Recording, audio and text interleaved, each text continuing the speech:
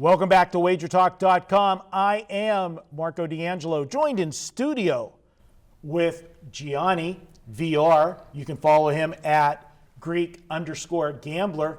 And look who is back. We've got Preston, the Sports Cheetah. You know him, follow him on Twitter at Sports Cheetah. He's been gone for a couple months. First thing he comes in, sits down and says, Kelly, you don't look good today. I'm the number 2 and I can't. I was told she was going to be hosting, and then this guy's here in the spot. Yeah. Oh, yeah. Okay. Sorry, man. It's all right. One day. Yeah. Preston, welcome back to Wager Talk. You've been a busy guy the last few months. You're working on several different projects. Catch everybody up real quick where you're at. And shout out, you're also writing for ESPN. Nice kudos for you. Thank you. Yeah. You're everywhere I look. I You're like a fly it. at a picnic. No, the ESPN one's been fun. It's covering NFL, do some pick analysis with Warren Sharp and one of their columns that they do, and then doing my own kind of weekend recap, look ahead column on Tuesdays that people can check out. But on the side from that, I've been working with Fantasy Guru Elite, a DFS company that wanted to try to integrate sports betting content and stuff into their website and with their user base, and so I've been doing a lot of articles and podcasts and analysis with them. So you can check out, I'm posting links all the time every day over on my Twitter feed, but it's been fun, and it's good to be back here doing videos with you guys too. Yeah, and not only going to be doing videos, but you are going to offer a college best bet each week and an NFL best bet that you'll be able to purchase at the site, so we're excited about that, and I know our viewers are excited about getting your insights. Let's jump right in, guys. This is a big one. Stanford and Notre Dame. Full disclosure, I had Stanford last week. I'll take the gift because I've been on, Stanford was like the essential one-outer in a poker game, and, we're all in, and I'm probably less, honestly. Yeah. Unbelievable finish. Idiotic for Oregon not to take a knee. I don't know what they were thinking, but God bless them. And you knew the minute it happened. Did you jump in on live betting? Because I know you're the type of guy that you see it coming. You had to see it coming. I did. I laid minus 130 before overtime. Just had to. You knew it was going to happen. Yeah. What from a game like that, Preston, moving forward, is that something that can be a momentum builder for a team and set them off, or are they just lucky and the clock's going to strike midnight in South Bend? I think that's what's intriguing about this line, because I think it's too high. My number is closer to 4. It's up to 6 a few spots. And so is it higher because people are expecting Stanford to kind of let down after what was then ended up being a lucky win? Or is it higher because Ian Book's the new quarterback, took over for Wimbush, and the Notre Dame offense looked fantastic on the road last week against Wake Forest? And so you're trying to weigh how good Ian Book might be. He's obviously a better passer. Their run game was really efficient against Wake. I think that was a big.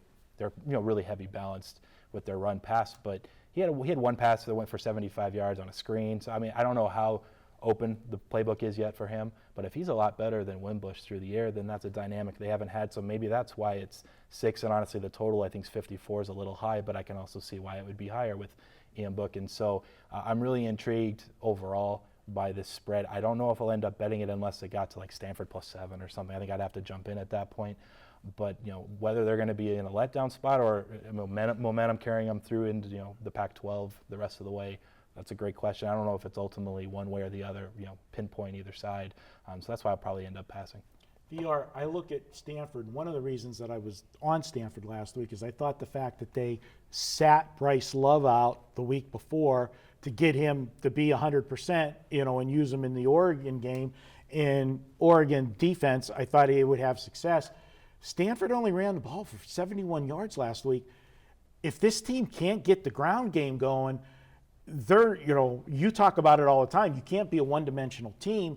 The defense has played better this year, getting back towards the Stanford defense that we've seen in the past, but the offense has got to stay on the field longer. How do you see this game? I think the Stanford defense is retooled for this year. I think it's their returning offensive side is where their strength lied this year. Where with Notre Dame, I kind of think it was the flip side. They had that bad secondary last year. But so far, they've looked good. They've only allowed 55% completions against them. They haven't been lit up. With that said, I think in this spot, I believe personally that Stanford's a little overvalued. And here's what I mean by that. if you look at the AP rankings prior to the season, they usually don't reflect what most professional bettors or odds makers' power ratings look like. At the end of the season, they start to match up more. And what I mean by that is before the season, Wisconsin, if you look at the AP poll, they had Wisconsin 4th in the nation. And then you look at Vegas, they had Wisconsin 30-1 to win the national championship. So the 4th best team in the country shouldn't be 30-1 to win a national championship. It shows you that as far as the power ratings go, Wisconsin wasn't the 4th best team in the nation. Seeing Stanford at number 7 to me makes no sense at all. I think that that's simply based on a 4-0 record. We know what the AP is about. It's the top 10 teams. If you have a 0 after your win column, if you haven't lost a game, you're in that top 10. Don't matter who you played, don't matter how it happened, you're in that top 10. And I think that's why, even though this line's going up, I would have liked to get down early. But, where it sits now is kind of a dead number. I think there's some value on Notre Dame. I agree with Preston on the total. I was surprised it came out that high. A couple shops opened at 51. I thought maybe it would come down to reach them, but it went the opposite. Those that opened 51 went up to 54. So obviously some money came in on those spots because they weren't in shops that just move on air. They took some overaction. With that said, I don't agree with it. I expect a lower scoring game also, but I think that the Notre Dame side offers some value based on the fact that Stanford right now 4-0, 3-1 against the spread, but I just don't see them being the 7th best team in the country. You have access to a lot of counts. Have they done anything on the game in this one yet? No, and that's what was surprising. Usually around if they're going to take the dog, it usually happens if it's a key number, like, this opened above that 3 range, that 3.5. There's usually a race to get that 3.5. Everybody's racing to get it. That didn't happen. Instead, it went the opposite.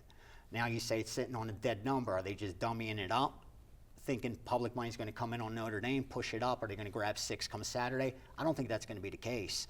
I could see it coming back, the number coming back down, but I don't think it's because there's going to be some buy order sent out on Stanford. I think, if anything, it's going to be more public money on Stanford, which is rare to say Dame's not going to get the money. I mean, they have such a fan base that bets them week in and week out. But I don't think this was a case of a group getting out ahead of a line movement. I think it was a case of 3.5 just being short on what they thought the number should be. Preston, we'll close it with you. Wake Forest got a lot of money last week from a lot of sharp people. I had because Notre Dame, the last 2 weeks, the first one when they had the bad game against Ball State. Okay, you can say, all right, that was off of Michigan. But I expected them to play better against Vanderbilt, and I actually was on Notre Dame in the Vanderbilt one, and they didn't. And, then all of a sudden they go on the road and put up 56 points. I don't know where to gauge Notre Dame, where they're at. This is like we talked the other game. They're not, they beat Michigan. They're not as good as that win looks because Michigan didn't play well in the first half of that game, but they're definitely not as good as the Wake Forest game either. Somewhere in between, where is it? I think the 2 main points are the one we talked about where the upgrade from Wimbush to Book remains to be seen, but it could be really positive. But 2, their defense has played remarkably well. Vanderbilt, Wimbush was benched after that game because they only scored 20 points, but they were still able to get the win because their defense has been spectacular, obviously against Michigan too, and then against Wake, they scored 56. I don't remember, was it 56-17, something like that. Their defense has been remarkable. That's why I do think the best bet in the game at this point is under 54. My number's 52 anyway. I've just been a little hesitant because Book, and if they're throwing more at stopping clock, there's maybe more plays. If Stanford falls behind, they're not going to run as well like they did against Oregon. Only 70 yards. Stanford will be throwing more. So I'm a little bit wary. I might just play it in game and see how the game starts off. But I think 54 and under is probably the biggest edge I have in the game at the current numbers. And I think if you are looking for the under, it is a Saturday night game. It is Notre Dame. It's on TV. They're not going to be betting the public when they get involved. That's got is over. Not going to bet the under. I think you're going to get your best value. But if the sharps, it's going to be where you hit that apex. Sure. You want to get it before the sharps get it because I think that is going to be the sharp side. But I think the public will. I agree with you 100%. And let's not forget real quickly, Stanford's 2 big wins, USC and Oregon. They went +6 in turnover differential in those games. 3 against USC, 3 against Oregon. It's tough to lose games when you're +6 in turnovers. That usually regresses. All right, good stuff, guys. Hey, Kelly's not here to promote it, but she's got a new video that she is doing on Sundays. It is the 2-minute drill on Sundays. You can get it. Look for Wager Talk. We'll tweet it out. She interviews one of the bookmakers in town. I think we're going to be doing CG with this program, Cantor Gaming, and she will give you right there an hour before kickoff where the sharp money is heading. Check it out each week at Wager Talk. It's Kelly's 2-minute warning. Check it out. Guys, if you like these videos, give us that thumbs up, share it with your friends, and be sure to leave a comment down below. We'll be back with more here at Wager Talk.